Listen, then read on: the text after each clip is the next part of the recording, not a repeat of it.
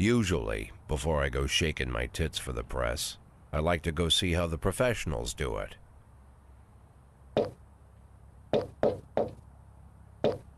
Some might say the chief of police has no business in an institution like this, but in fact it's the quietest and safest place in town.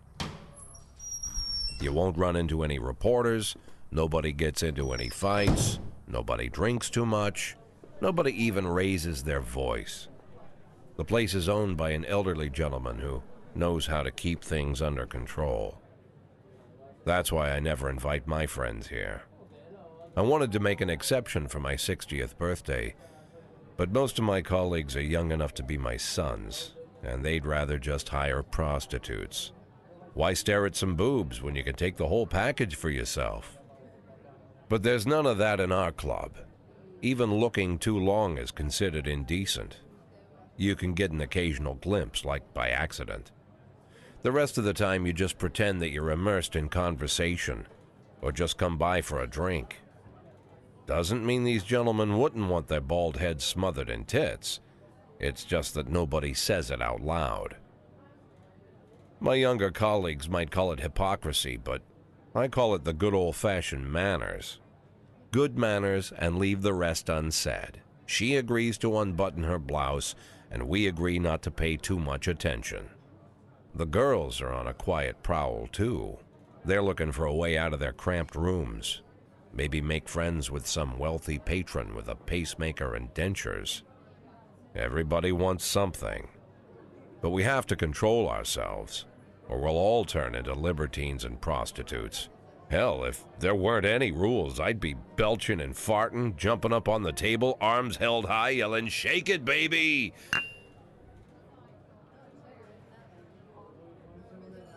No idea how I got so barbaric.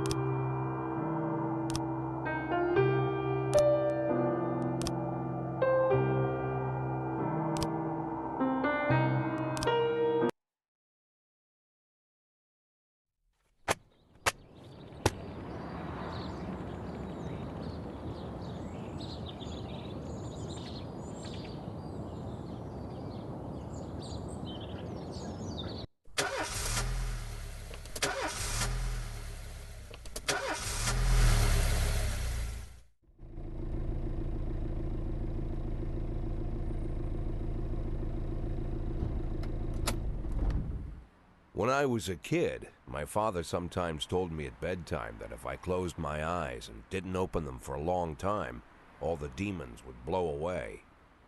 Yesterday I turned 60, but I still take his advice. Not because I'm sentimental or want to keep the memory of my father alive.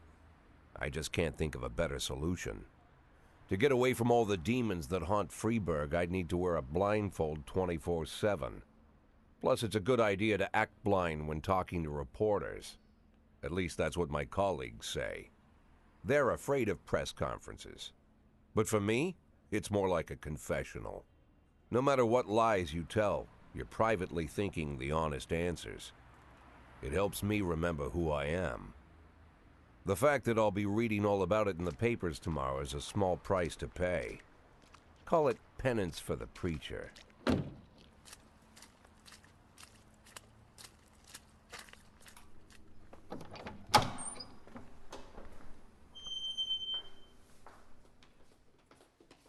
This is the first time I'm afraid of those answers my mind has given me. Not because I'm mad I'm losing my job. Though it's true, I'm mad as hell. Not because I subconsciously blame everyone else. Though I damn sure do blame them. And don't even ask me what my next move is. I can't imagine. But even that doesn't scare me. The worst thing is, I know I'm gonna have to do something. I'll be damned if I know how far I'll go. I may have a lot of vices, but predictability isn't one of them.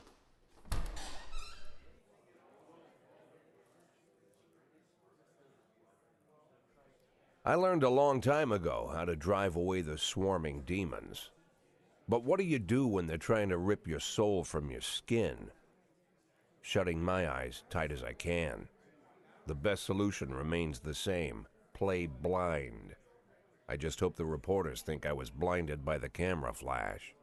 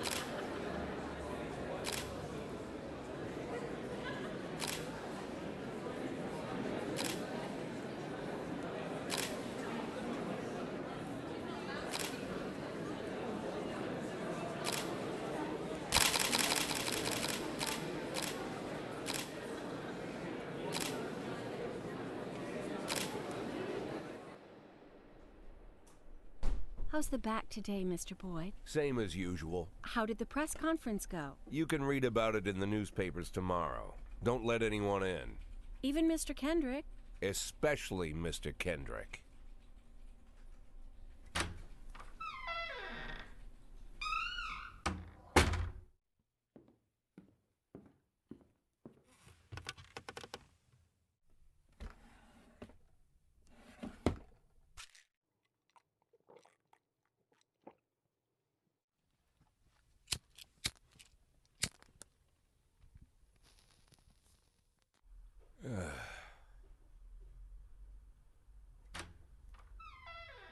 As soon as I heard the door creak, I knew what face I'd see. When I tell Emma not to let anyone in, there's only one man it could be. Rude, arrogant, no warning. That's Mayor Rogers in a nutshell. White summer shoes, white socks, white shorts, white polo shirt, and the white smile of a hungry shark. Mayor Rogers enters every room like he owns the place. Even the floorboards under his feet sound like they're creaking an apology. He never shied away from the odd corruption scheme. It's like the devil walks behind him. In the movies, the villains controlling the city play golf with the judges. Rogers plays tennis with them instead. That's about the only difference. Jack, I was hoping to catch you after the press conference. You ran away so quick. There's no smoking at City Hall. No reason for me to hang around. Well, this morning I signed a ban on smoking in all public buildings. Soon you won't be able to smoke here either. Soon enough I won't be here at all. That's what I wanted to talk to you about. The people of this city like you, Jack. The police chief of all people. Don't betray that, Jack. Don't get wrapped up in any schemes. Sit nice and quiet for the next 180 days, and you'll be remembered as a hero. That's the only thing that you still have left. Be the hero. Then how am I supposed to scrape together a retirement fund? You had a million chances to secure a luxury pension, one that even I would have envied, although I've never set aside any money for myself. I'm not planning to retire anytime soon.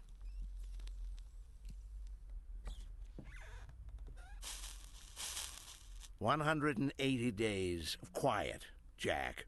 That's all I need.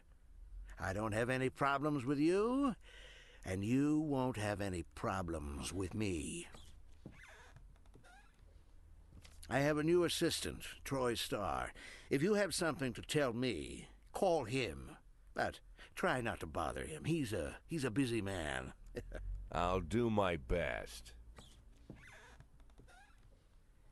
"And quit smoking up the office. One of my friends will be using it soon."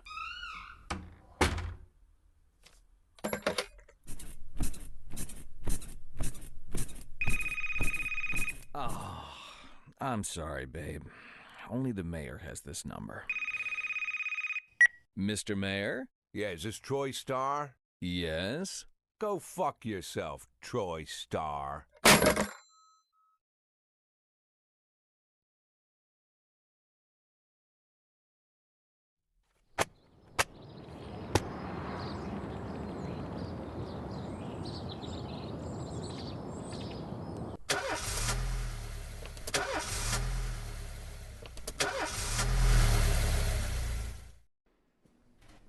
Cops don't use the police station cafeteria anymore.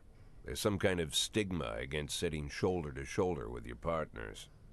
Everybody just takes snacks from the machines or grabs a meal and hammers it down in the corner like a vulture on a corpse.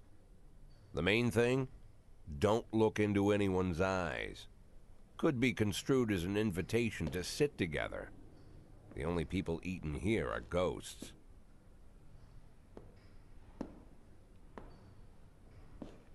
My deputy, Francis Kendrick, he recently became one of those ghosts, the subject of one of the most devastating corruption scandals in the history of Freiburg.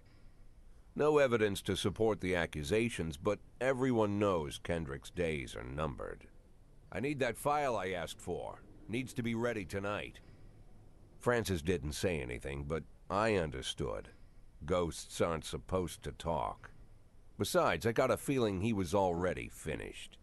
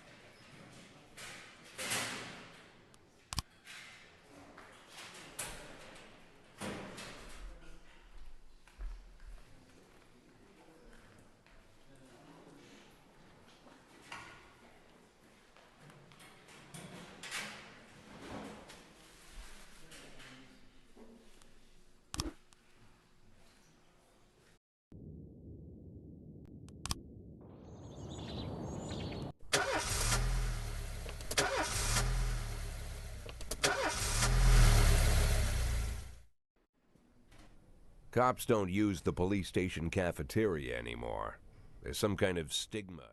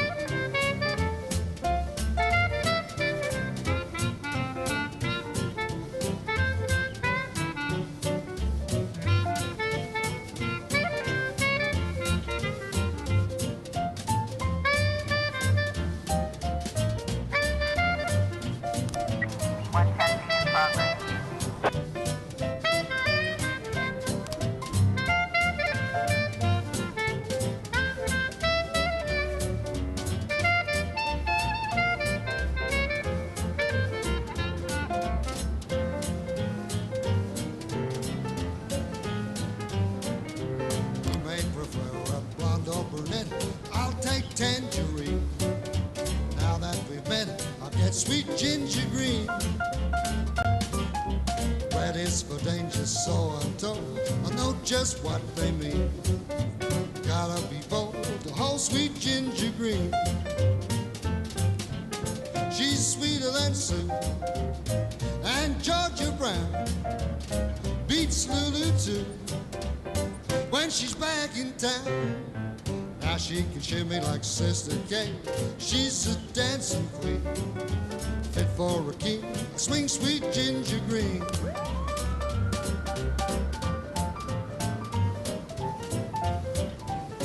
A in progress.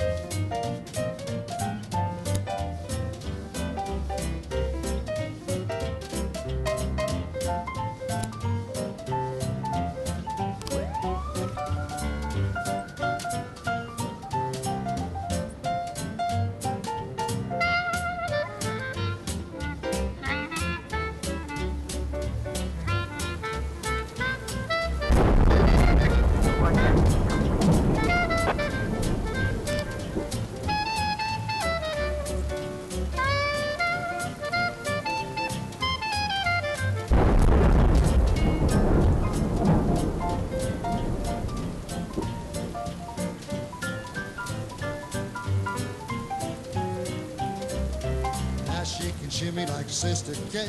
She's just a dancing queen, fit for a king. Swing sweet ginger, swing sweet ginger green.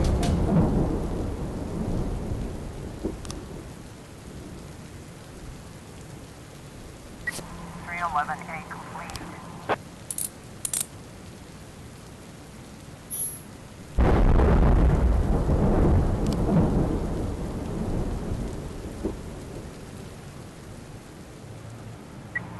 Testing in progress.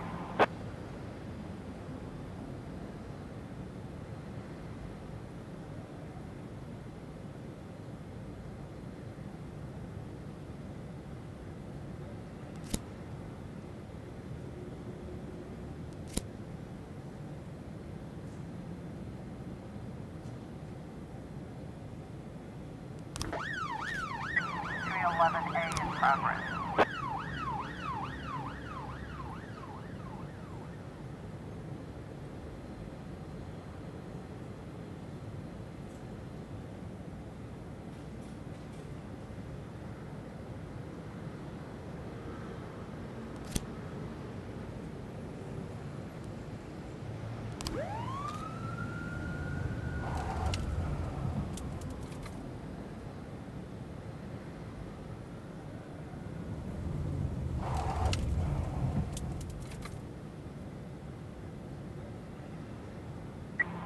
A in progress.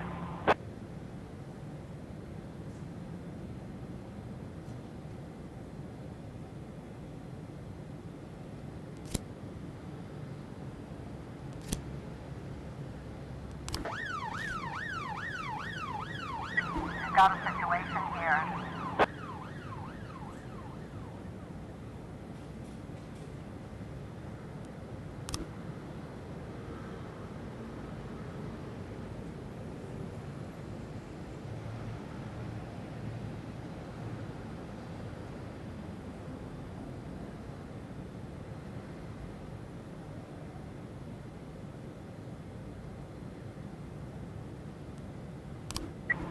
Testing complete.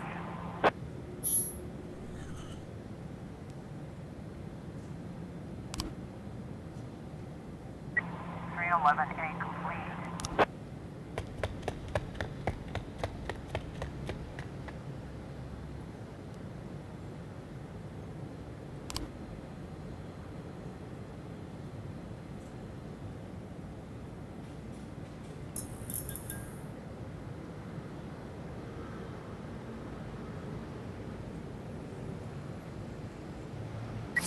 A.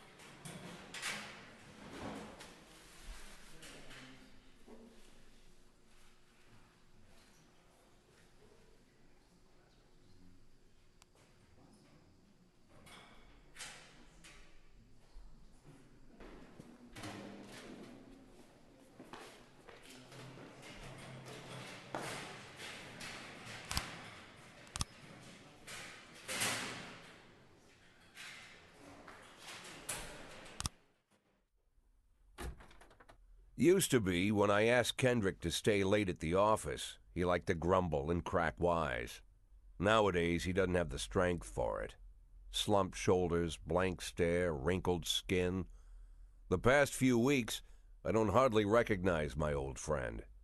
In his younger years, he reminded me of a gallant royal officer in an old Kipling story. Kendrick isn't just crumbling under the weight of the public pressure, but from the shame of it all. Internal Affairs raided the library he inherited from his grandfather, hoping they'd find buckets of cash stashed in the pages. Heard about the look on his face, the fearless policeman standing helpless in horror. I've known Francis for 30 years. The past 20 years he's played loose with the law. And I know that at a certain point every stolen dollar brings more misery than anything else. Probably sounds crazy, but I sympathize with the guy. What can I do? Your friends are your friends, and these are the waters we swim in. Called all of the people on that list today. Now they know you're in business, so you could get a call from any of them. You don't need to worry about any of them. I've cleared them all. And what kind of business are we talking here? It's nothing too serious, just like you asked. Should be just a few small favors. Payments will vary depending on the situation and who you're dealing with. How much are you looking to earn? $500,000. $500,000? Why not a whole million? Because everybody wants to take $1 million. Figured I'd try something different. $500,000 in 180 days? Well, you could earn it all above board if you netted all the big fish and hit all your bonuses. Never knew you for a fisherman. Well, you never got into my business, and I'm not trying to get into yours. But be careful about bringing in any other cops. Sooner or later, they'll put the finger on you. And one more thing, Jack. I remember what you said, but I should probably add one more name to that list. Christopher Sand. Sand. Christopher G. Sand. Everyone knows the name, but few could tell you who he is. The old man stays away from the spotlight. Always wears old-fashioned jeans and knitted sweaters. Gives to charity. Rarely attends social events. An avid hunter, I hear. Even dabbles in poetry. You'd never guess he's the head of the oldest and most powerful gang in the city. Goes back as far as his great-grandfather. And Sand is strict about following the old rules. He rarely involves himself in commonplace murders and robberies. Hardly needs to intimidate anyone to get his point across. The people who work for him each have their sphere. They provide protection where needed, even work with the authorities when they want to make a deal. Meanwhile, Sand pulls the strings without getting his hands dirty. People sometimes mistake his quiet approach. A couple years ago, an arms dealer decided to expand its business without asking permission, and his whole family paid the price. In 4 weeks, Sand killed 31 people. Old men, women, even a few teenagers. And Sand's people made sure every paper reported it.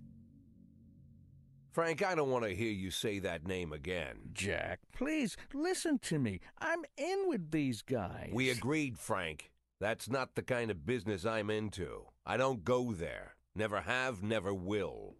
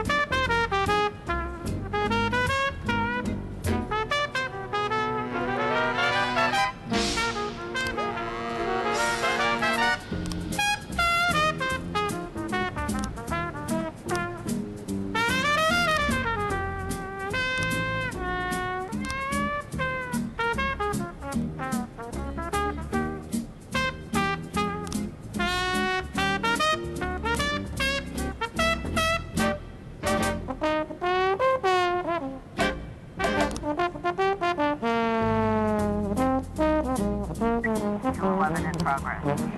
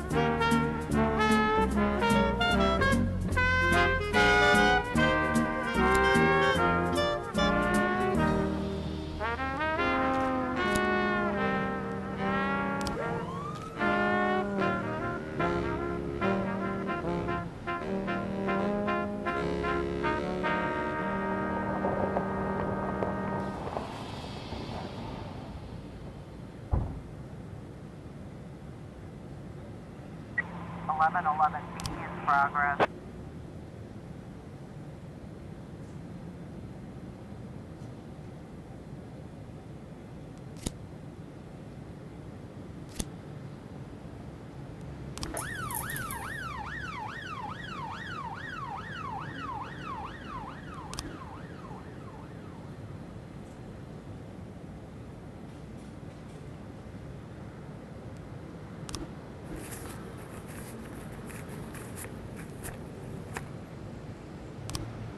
Floor 11 in progress.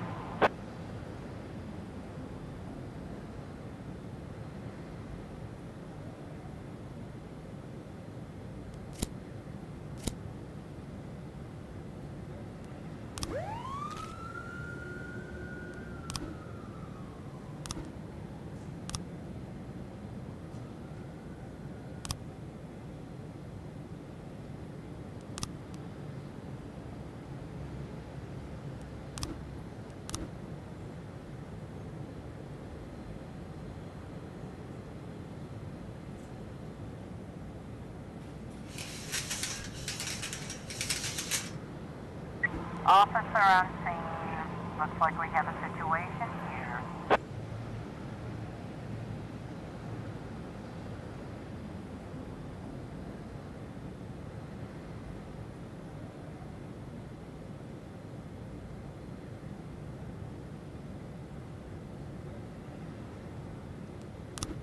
Eleven B completed.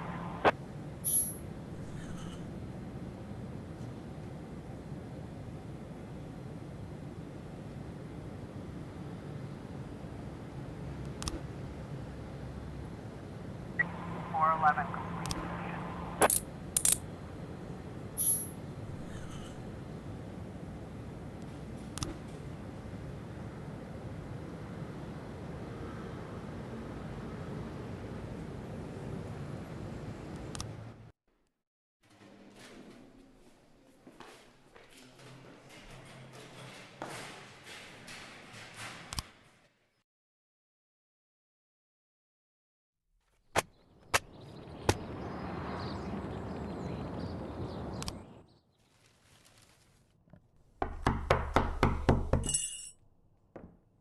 Whenever I'm alone at home, and there's a knock at the door, I always hope it'll be my wife, Laura. She's always forgetting her keys. Hello, my name is Steve, and you're Jack Boyd, is that right? To get to my front door, the Bible boys walked about a mile from the local bus stop, jumping over mud puddles and skirting a couple of landfills. Laura doesn't go in for religion either, but according to her, these brave lunatics with their fake smiles deserve at least a minute of attention. She patiently listens to them, asks them questions, regales them with pastries, and never once dropping a hint of condescension. When I watch her do it, I've got to admit it gets me. I'd have hugged those boys, sat with them on the porch, and lit up a cigar. But a month after Laura left, all I could do was quietly ask them not to bother me. Today I'm a little rougher still. Shut the door on his nose this time. Another couple weeks at this rate, and I'll be greeting anyone who comes close with my service pistol pointed towards the sky, ready to fire my warning shots. In my life, even the basic stuff never goes like it's supposed to. Normally, when a wife is going to leave home, she'll make a scene, or at least sit everyone down for a serious conversation. But Laura just disappeared. The children in the stories always stand on the side of the mother, but all three of our sons supported me. The in-laws always blame the husband for making their daughter unhappy. But now Sally, Laura's mother, well, we sort of have a pact. The fellow Laura ran off with is young enough to be her son. I hear he's 30 years old. Of all the possible information a man can know about his wife's lover, I get hit with that. Fortunately, Laura's mother doesn't like the way it sounds either. Sally figures this guy just thought he'd have some fun with a mature woman, but he'll be back chasing college girls before the year is out. So we have an agreement. Sally's gonna track down Laura and try to reason with her, and we'll arrange a meeting. Meanwhile, I'm supposed to not do anything stupid, which of course means anything at all. It's a crazy situation. I'm the police chief, and the person I'm trusting to find my wife is an old woman armed with a phone book. But I can't afford to lose Sally as an ally. So for the moment, I had to swallow my pride.